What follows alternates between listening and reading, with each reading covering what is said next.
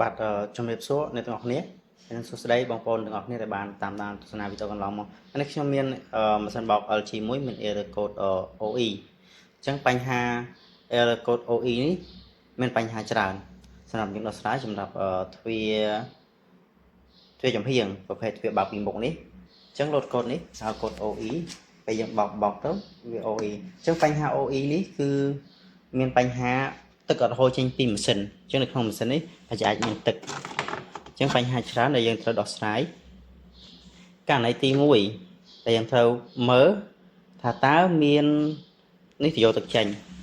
មានអីស្ទះកន្លែងទឹកយកទឹកចេញអត់យកទឹកចេញមួយនេះដោះមើលវាមកទៅយើងផ្លុំមកថាមានខ្យល់ចូលអត់បើថាអត់មានអីស្ទះទេទី2អាចមានជាម៉ាស់ឬក៏កតិកទីឬក៏ជាកាក់ឬក៏វត្ថុផ្សេងវាទៅធ្លាក់ចូលនៅក្នុងម៉ូទ័រនេះអញ្ចឹងវាធ្វើឲ្យគាំងម៉ូទ័រឬក៏យើងអាចបោកខោក្នុងឬក៏កសែងមិនមែនកសែងខោក្នុងស្រោមដៃស្រោមជើងជាពិសេសស្រោមដៃស្រោមជើងអញ្ចឹងពេលស្រោមដៃស្រោមជើងនេះចាប់ដែរអត់ធ្វើចឹងស្រោមដៃស្រោមជើងពេលយើងដាក់ក្នុងអត់ផុតអញ្ចឹងវាស៊ីចូលពេលស៊ីចូលវាធ្លាក់ចូលនៅក្នុងនេះនៅក្នុងម៉ូទ័រនេះចឹង OE ហ្នឹងមានទឹកវាហូរចេញអញ្ចឹងយើងអាចដោះជំហានទី1យើងដោះស្រាយស្រួលយើងដកអញ្ចឹងមកនេះដកឲ្យដូចខ្ញុំដកអញ្ចឹងហើយយើងបង្ហូរទឹកចេញអស់មកណាចាំយើងយកអីត្រង់ផងមកកន្លែងខ្ញុំអត់អីទេវាហូរទៅdirectប៉ុន្តែបើថាកន្លែងបងប្អូនមានក្រូមានអីស្អាតអីចង់ឲ្យហៀទឹកលាក់ឡាយយើងអាចយកកូនផ្តិលកូនអីត្រង់នេះទៅនេះយើងដោះអញ្ចឹងមកហើយយើងនេះត្រង់យ៉ាងត្រង់ទៅឲ្យវាហូរទឹកអស់រួចចាំយើងមួនេះយើងមើលថាតើមានស្រោមដៃស្រោមជើងឬក៏កណាត់ទូចអីធ្លាក់ចូលអត់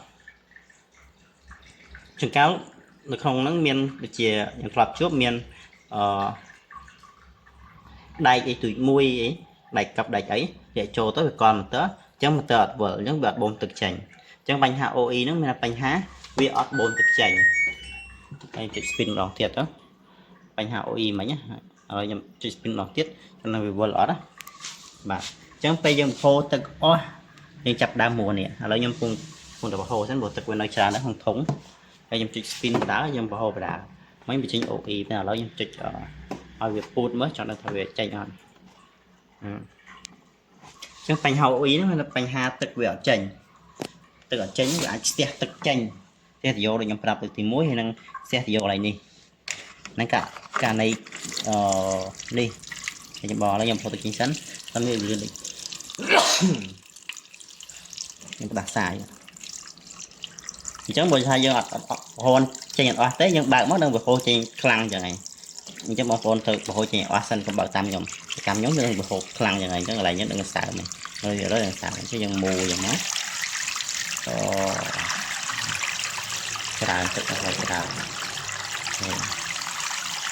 អត់ចេញបាទមូលចឹងទៅវាមានវាអាចមានកណាត់មានអីស្ទះចូលក្នុងនេះតែនេះយើងដោះមកអត់មានទេគឺមើលក្នុងហ្នឹងហើយយើងលុកមកតើវាវល់អត់វល់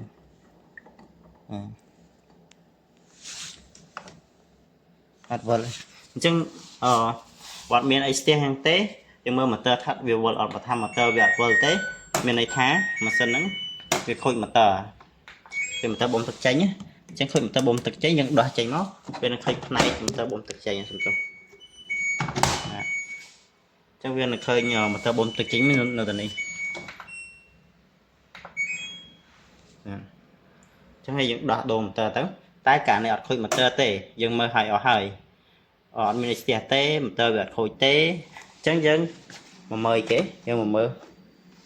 ពងទឹកវិញពងទឹកនេះខូចអត់យើងដូរពងទឹកថ្មីតែបើយើងដូរអត់ដើរទៀតមានណាពងទឹកវាអត់ដំណើរការទៀតអញ្ចឹងយើងអាចមើលឆែកមើលខ្សែសិនហ្នឹងខ្សែទៅម៉ូទ័រមានដាច់មានអីអត់យើងឆែកមើលខ្សែនៅក្នុងខ្សែមួយណាដែលថាចេញពីបតហើយទៅម៉ូទ័រអញ្ចឹងយើងឆែកមើលចាំជាក់ស្ដែងទៅហើយបើយើងឆែកមើលខ្សែហើយ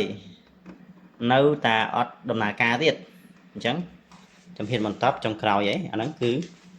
នេះដូរបតបណ្ដោយ ពួកបតនេះវាមានភ្លើងឲ្យម៉ូទ័រអញ្ចឹងវាធ្វើម៉ូទ័របូមទឹកចេញវាធ្វើការចឹងហ្នឹងបញ្ហា OE ឥឡូវ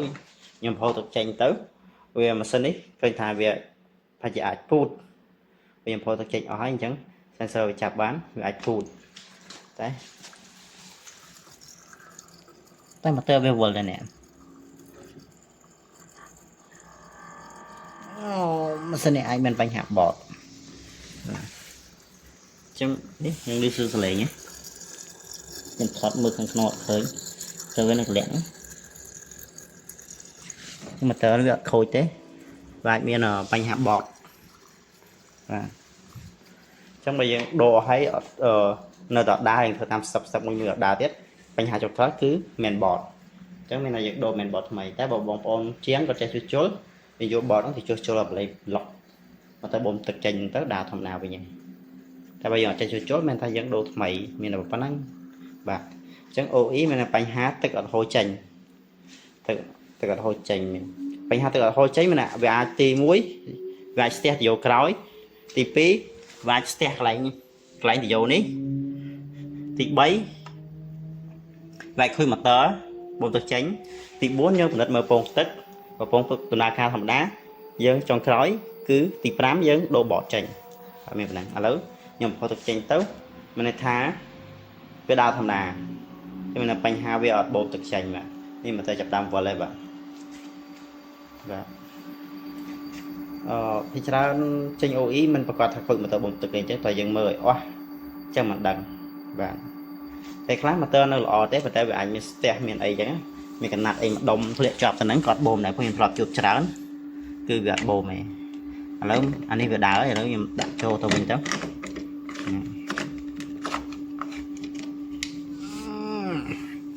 កន្លែងនេះយើងមកចិត្តបើយើងមកចិត្តទេបើកមកទឹកវាហូរចេញនេះខ្ញុំដៃមួយខ្ញុំនឹងពិបាកញុកតិចអត់អីទេចាំញុកតាមក្រោយក៏បាន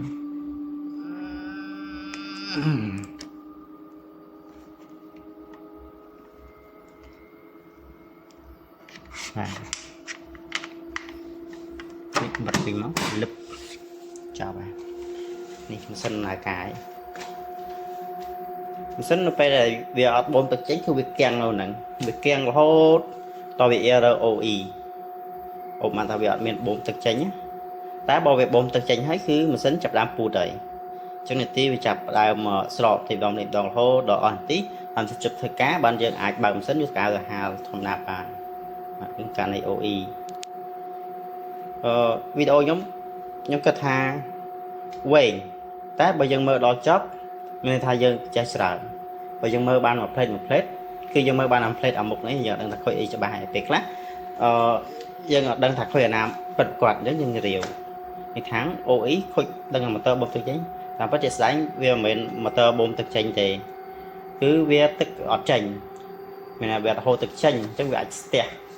ម៉ាស់យើងម៉ាស់យើងនេះអាម៉ាស់យើងពាក់នេះ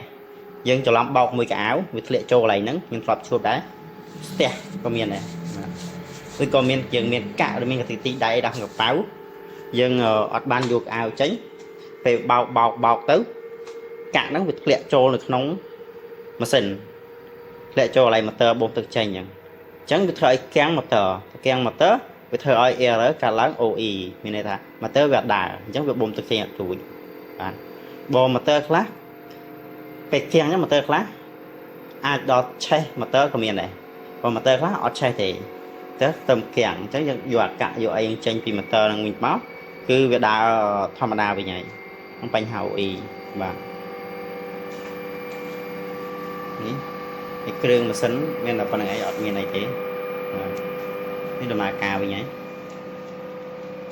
OE សម្រាប់ OE ទ្វាពីលើផ្សេងទៀត